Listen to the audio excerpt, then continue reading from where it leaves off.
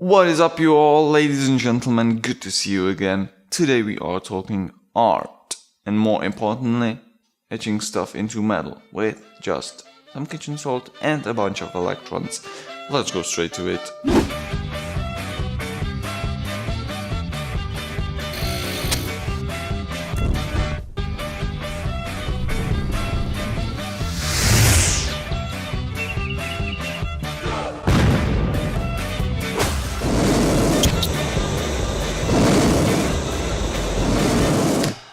So it's all about electrolysis again. But wait, could it actually be interesting?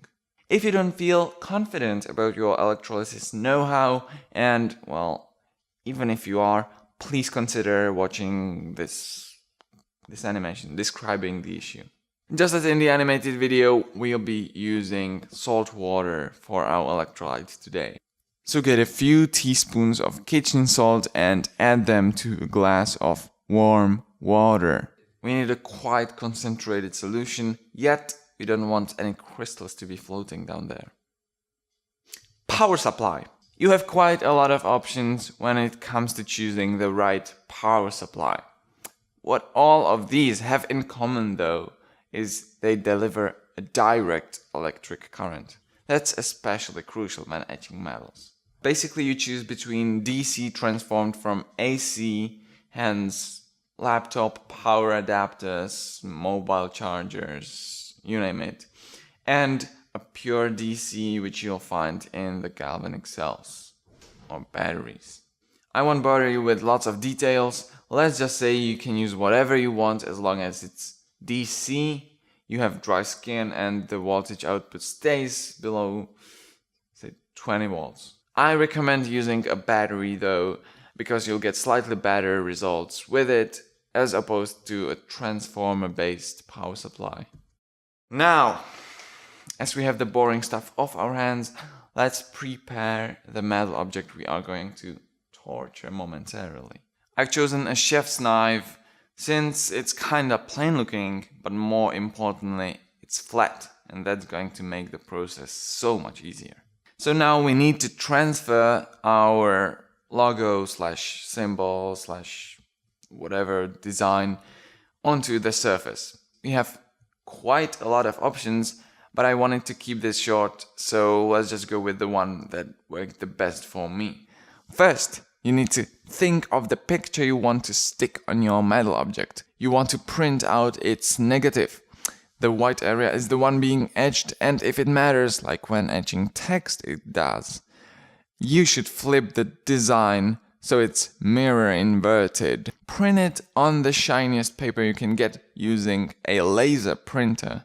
I don't have one, so I just went to a copy center and asked the guy. Upside the down of that picture, on the surface it goes, cover it with masking tape and iron it for at least 30 seconds and hope the black laser printer plastic sticks onto the knife. If not, start over. As you get to know your iron, and don't tell me you've had that thing in your hands ever before watching this video, you should get a transfer like this. If it's not perfect, or just in case, you can cover some spots with a nail polish.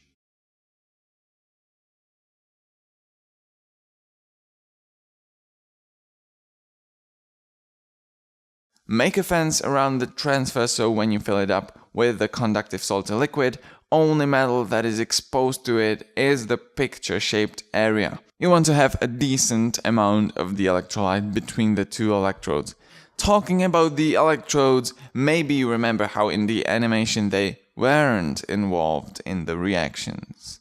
That's because they were from carbon, but now we deal with stainless steel, meaning the cathode will be gradually consumed when the current is flowing. That's why our knife must be the cathode. And watch out, since you'll be producing some nasty gases.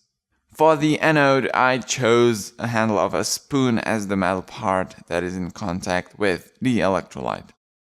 Cool, let's see if the setup is right.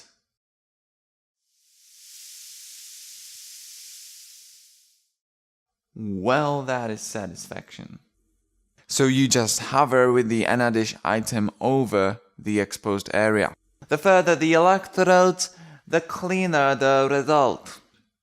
The reaction duration depends on the voltage, the distance, the concentration of the electrolyte, and how deep you want your etch to go.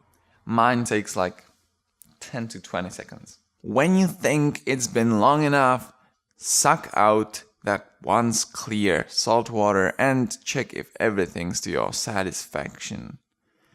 Rip everything off and admire your work for a second.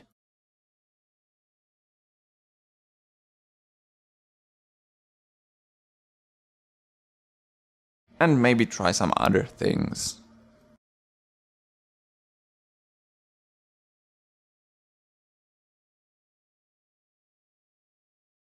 And there you go, that actually turned out way nicer than I thought it could. Alright, so thank you all for staying with me. Make sure to check out the previous video where I make water go boom. Don't skip out on that animation.